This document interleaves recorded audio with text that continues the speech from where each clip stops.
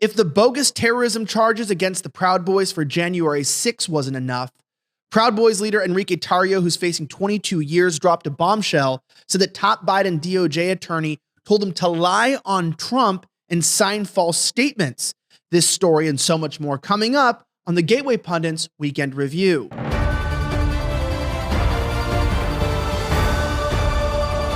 My name is Elijah Schaffer, and before we jump into the stories for today, it is September 11th, which means it is the anniversary of the attacks on the World Trade Center, the Pentagon, and of course, Flight 93. May we never forget the victims and continue to mourn with the families who were left behind. Our top story today comes from the GatewayPundit.com. Proud Boys leader Enrique Tarrio drops a bombshell, named top Biden DOJ attorney who told him to lie on Trump and sign false statements. Here they are. Enrique Tarrio said that they told me to lie about President Trump in order to indict him. I told them to pound sand. Were they entrapped? Let's look at the information here. On Thursday, the Gateway Pundit's Cara Castronuovo reported that Biden officials asked him to lie about President Trump in order to indict him. He's quoted saying, "They asked me to lie about President Trump in order to indict him." He said this exclusively to our publication. "I told him to pound sand, and because I refused to lie about President Trump, it cost me 22 years of my life. The truth is I could have been home," said Tarrio. "I could have been home a long time ago. I could have been in my warm-ass bed right now laughing at the world without a problem, and all I had to do was lie about Trump. All I had to do was confirm a lie." Tarrio opened up to the Gateway Pundit after he was sentenced to decades in prison by the dishonorable Judge Kelly on Tuesday. He told us that the prosecutors in the Department of Justice attempted to coerce him into signing a false statement that would implicate President Trump by swearing that through several degrees of separation and connections, Tarrio had communicated with Trump regarding plans for January 6. Of course, there's a lot more to the story, and it continues to be a witch hunt, not only for President Trump, but those in proxy, as they will put you behind bars for decades, knowing that you're innocent of the crimes. A sharp reminder that Enrique Tarrio was not in D.C. on January 6, 2021, during the day of the riot. Instead, he's being convicted on some sort of seditious conspiracy, a complete farce. Speaking of the devil and the man who continues to push his regime and the entire country down with it, Joe Biden was old and lost. He mumbled through a speech in Vietnam and leaves the podium before Vietnam leader speaks, then freezes in place. The story from the GatewayPundit.com. As Steve Bannon says, elections have consequences. Stolen elections have catastrophic consequences. Joe Biden mumbled through another speech in Vietnam on Sunday.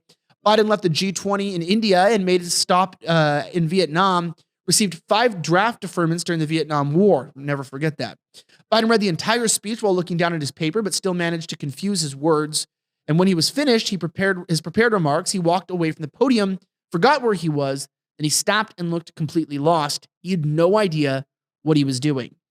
Quite frankly, I don't have any idea what we're all doing here in this country anymore. It feels like Biden is a reflection of what's going on. If you put too much attention on the world and the problems, you will feel lost. If you keep your attention on the right things, including on God, and if you don't believe in God, and whatever that special thing is, please do so, because you won't feel any hope looking at our country. Another insane story that's so bizarre was Kamala Harris was caught in massive cringe as we're sentencing patriots to prison over crimes they quite frankly didn't commit, or not to the extreme they're being convicted of. Kamala Harris dances to rap music the 50th anniversary of a hip-hop festival. Nothing says that she's down to earth more than doing a little dancing and swaying. Don't believe me? Watch for yourself.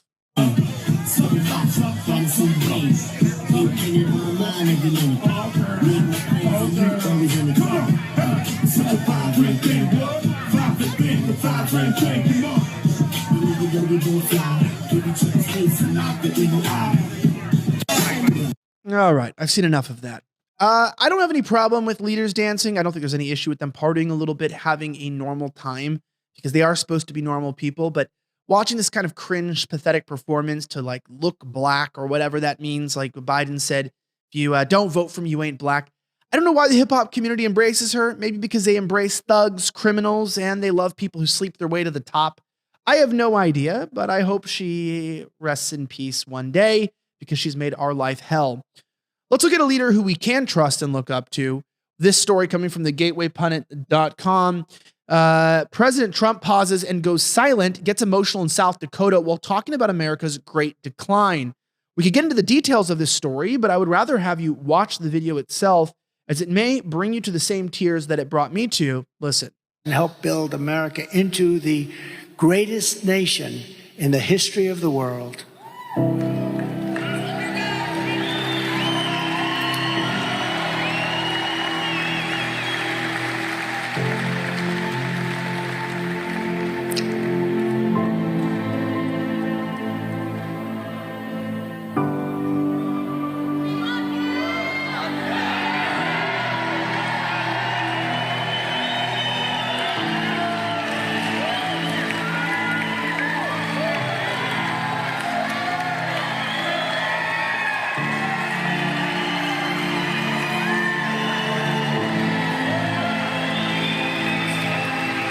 But now we are a nation in decline.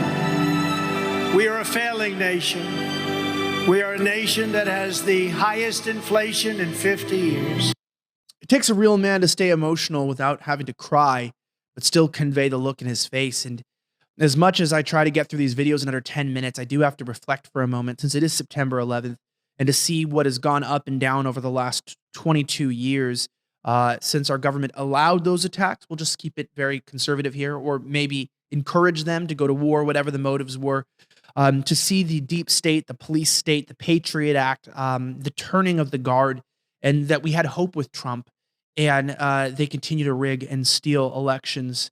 And they stole that last election, whether you like it or not. It's the truth. I don't know all the details of exactly how and where every vote was switched or copied, or every signature was duplicated, but I've seen enough to realize that of that 50 whatever thousand votes that he was lost by, we know what happened and we've seen the truth.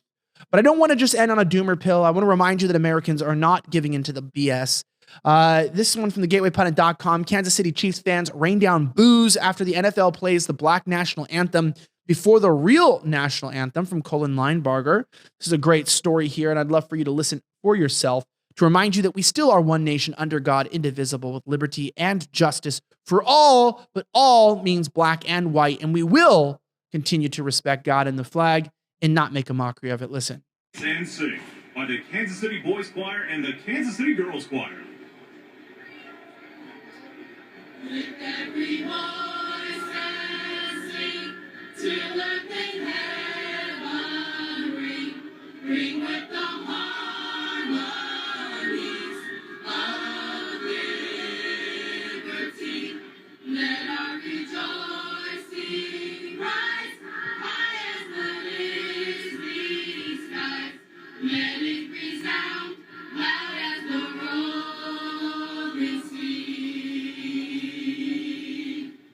Sing a song full of the faith that the dark past has taught us.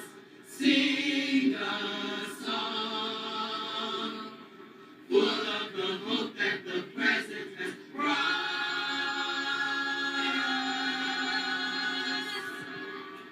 us. Yeah, you hear those boos. I like how everyone's face. I want to bring up those faces here for a second, because I feel like I'm like every one of these guys, right? I'm this guy. I'm these people, like the guy scratching his eye. This guy is just like, what the hell is going on? Yes, sir. I don't know either. I don't know what's going on. We're going to continue to track all this every Monday and Friday. Catch new videos. For me, Elijah Schaffer here on the GatewayPundit.com. Have a great rest of the week, and may God bless the United States of America. I'm signing out.